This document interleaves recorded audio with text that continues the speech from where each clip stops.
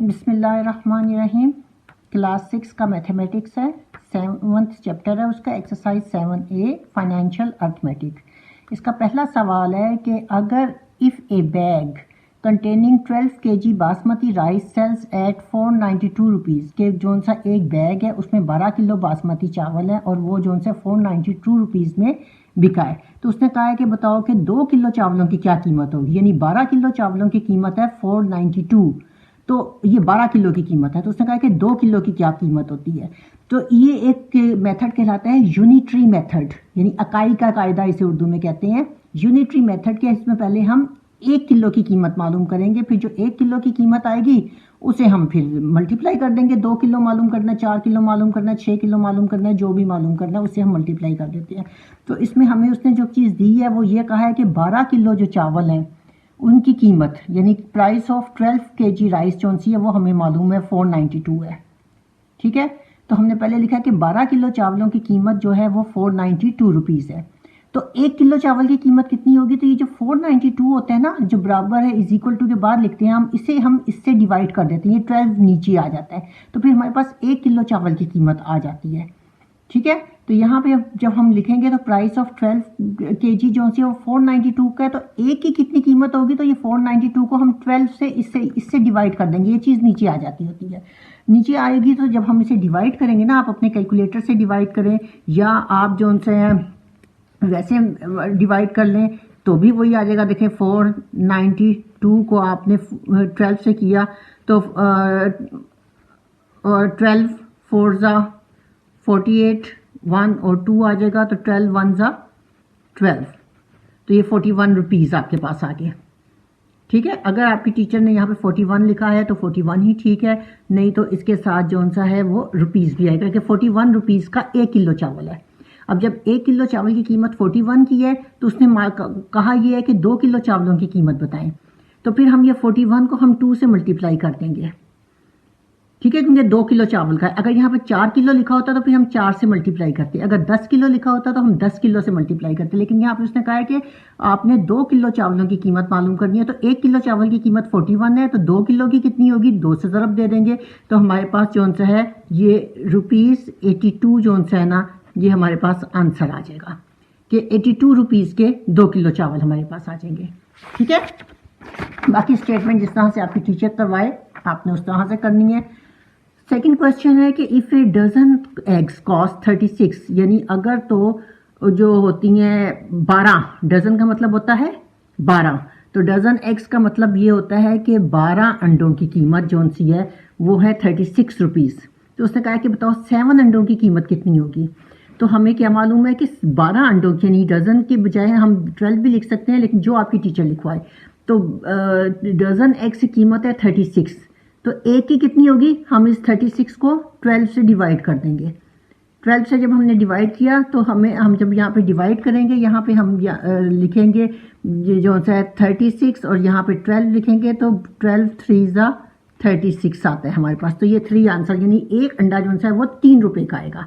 ठीक है, अब उसने कहा कि 7 अंडों की कितनी कीमत होगी, जो ये आंसर आता है ना उससे इसे मल्टीप्लाई कर देते हैं, यानी 7 × 3, बिल्कुल इसी तरह से जिस तरह से यहाँ पे हमने किया था कि 41 1 किलो चावल की कीमत थी, 2 किलो की तो हमने 41 को 2 से मल्टीप्लाई किया। यहाँ पे भी एक अंडे की कीमत 3 रुपये है, तो 7 अंडों की कीमत कितनी होगी, 3 को 7 से ज़रब दे देंगे, इन दोनों को ज़रब दे देंगे, तो इसका मतलब है कि 21 रुपीज़ के हमारे जो से वो 7 अंडे जो से वो 21 रुपीज़ के आएंगे। ठीक है, यानी ये जो डजन एग्स है 12 होता है, इसका मतलब डजन का मतलब 12 होता है। तो जब हमने एक की मालूम करनी होती है तो हम 36 को 12 से डिवाइड कर देते हैं, जो जवाब आता है उसे इसे मल्टीप्लाई कर देते हैं, 7 से मल्टीप्लाई कर देंगे तो हमारे पास ये आंसर आ जाएगा। फिर क्वेश्चन नंबर 3 वो करते। अच्छा, ये जनाब सवाल नंबर 3 है कि एक फैक्ट्री वर्कर जो है ना वो 28 खिलौने बनाता है 8 घंटों में, तो 42 जो से 42 वर्कर्स अगर होंगे तो वो 1 घंटे में कितने बनाएंगे। तो हम सबसे पहले तो मालूम करते हैं कि वो 8 घंटों में 28 खिलौने बनाता है, तो वो 1 घंटे में कितने खिलौने बनाता है।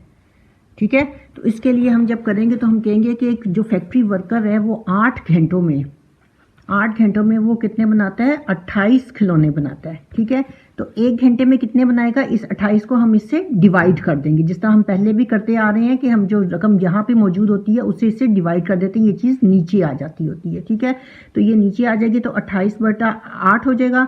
तो ये 4 के टेबल से कटा है।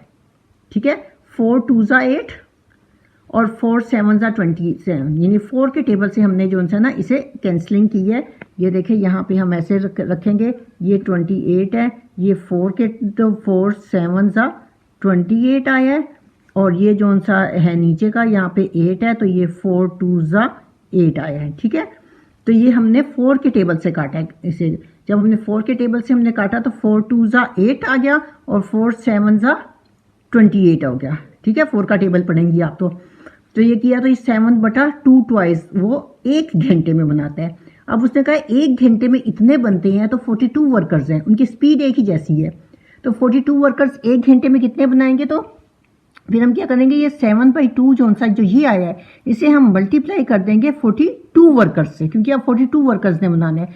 42 वर्कर्स से जब हम बनाएंगे तो ये हमने 42 को और 2 को हमने 2 के टेबल से कैंसिल किया, तो 2 1 ज़ा 2 आ गया, और ये जैसे जब हमने किया तो 2 2 ज़ा 4 हो गया और 2 1 ज़ा 2 21 आ गया। इस 21 को हमने 7 से मल्टीप्लाई किया तो ये हमारे पास 147 ट्वाइस आ गए। ठीक है, कि जो 42 वर्कर्स हैं वो 1 घंटे में 147 ट्वाइस बनाएंगे।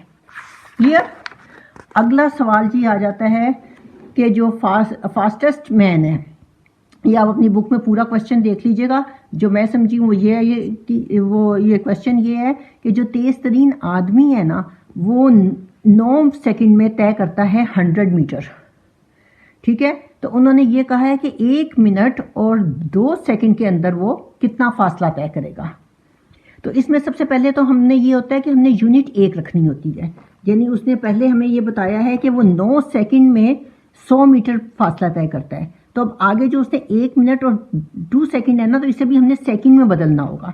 तो सेकंड में बदलने के लिए हम ये जानते हैं कि 1 मिनट जो सा होता है ना वो 60 सेकंड के बराबर होता है। ठीक है, 60 सेकंड होते हैं तो 1 मिनट बनता है। तो 1 मिनट और 2 सेकंड का मतलब है कि 60 सेकंड जमा 2 सेकंड 62 सेकंड। यानी उसका क्वेश्चन ये है कि वो जो 9 सेकंड के अंदर तो 100 मीटर भागता है, तो बताओ 62 सेकंड के अंदर वो कितना तेज भागेगा। ये चीज़ आपने सॉल्यूशन में नहीं करनी, टीचर नहीं करवाएगी, ये सिर्फ समझाने के लिए मैंने आपको ये इतना कहा है कि ये 62 जो सा है ये आया कैसे है। ठीक है, 1 मिनट और 2 सेकंड जो टाइम बनता है वो 62 सेकंड बनता है, क्योंकि 1 मिनट 60 सेकंड के बराबर होता है। इसमें 2 सेकंड जमा करेंगे तो 60 + 62 जो +2 करेंगे तो ये 62 सेकंड बनेंगे, ताकि हमारी यूनिट एक ही रहे, इसमें मिनट ना आए। हमने सारे वक्त को सेकंडों में ही ले लिया, मिनट में नहीं लिया। अब हम यहाँ से इसका सोल्यूशन स्टार्ट होता है। ठीक है, तो जो तेज तरीन आदमी है, फास्टेस्ट मैन जो है वो 9 सेकंड में तय करता है 100 मीटर। ठीक, तो 1 सेकंड में कितना करेगा, इस 100 को हम क्या करेंगे, इस 9 को नीचे ले आएंगे डिवाइड करने के लिए। 100 को 9 से हम डिवाइड कर देंगे तो ये 100/9 मीटर तय करता है सफर 1 सेकंड में। अब उसने कहा है कि 1 मिनट और 2 सेकंड में कितना करेगा, यानी 1 मिनट और 2 सेकंड बराबर कितने होते हैं, 62 सेकंड्स के। ठीक है, तो अब हम जो से हम पहले भी क्या करते रहते कि ये जो 100/9 आता है, जो चीज़ यहाँ पर आती है उसे हम इसे मल्टीप्लाई कर देते हैं। तो हमने वही 100/9 को हमने 1 मिनट और 2 सेकंड से मल्टीप्लाई किया। ये चीज़ 1 मिनट और 2 सेकंड कितने के बराबर होता है, 62 के। ठीक है, तो हमने इसे फिर 62 से मल्टीप्लाई कर देना। ये चीज़ आपने लिखनी नहीं है, ये चीज़ सिर्फ समझाने के लिए मैंने आपको ये वाला पॉइंट किया है। ये टीचर ने भी नहीं आपको लिखवाना ये वाला स्टेप, ये सिर्फ मैंने आपको समझाने के लिए बताया कि ये 62 कहाँ से आया। ये मैंने ऊपर 62 निकाला है पहले कि 62 कैसे बना है, तो वो फिर मैंने आपको इधर 62 लिखा है कि ये 62 ऐसे आता है। ठीक है, तो ये 62 किया, तो अब हमने क्या किया, 100 को 62 से मल्टीप्लाई किया तो ये 6200 बन गया, डिवाइडेड बाई 9 है। 9 से हमने डिवाइड किया तो 9 6 54 आ जाता है। माइनस करेंगे 12 में से 4 माइनस करेंगे 8 आएगा, ऊपर से 0 आ गया। ठीक है, 80 आ गया। फिर दोबारा से करेंगे 9 8 72 आया। माइनस किया जब हमने इसे हमने फिर माइनस किया तो ये हमारे पास 8 आ जाता है, ये वाला 0 इधर आ जाता है। फिर हमने 8 से किया 72 आ गया, 8 बच गया। अब आगे 0 हमारे पास नहीं है, हमने एक इशारिया लगाया, इशारिया का हमने ये पॉइंट लगाया, पॉइंट का हमने एक 0 लगाया, 0 लगा के फिर हमने किया 9 8 72, तो ये जो सा है वो यहाँ तक। अगर आपकी टीचर यहाँ तो हम 8 दोबारा बच जाता है। अगर आपकी टीचर यहाँ तक करती है तो ठीक है, और अगर आपकी टीचर इसे 9 बना देती है तो भी ठीक है, क्योंकि ये जो सा 8 है ये 9 से जो सा वो हाफ से ज़्यादा बड़ा है। तो ये आप जितना मर्जी डिवाइड करते रहेंगे ये आखिर में 8 8 8 8 8 8 बचता रहेगा। ठीक है, तो यहाँ तक भी लिखेंगे तो यहाँ तक भी आंसर सही है। तो इसका मतलब ये हुआ कि 1 मिनट और 2 सेकंड जो कि 62 सेकंड बनते हैं, उसमें वो जो दौड़ लगाता है वो 688.8 मीटर जो सा है ना वो मीटर उसके जो सा ना वो फासला तय करेगा। ठीक है, तो ये इसका आंसर है। अल्लाह हाफिज़।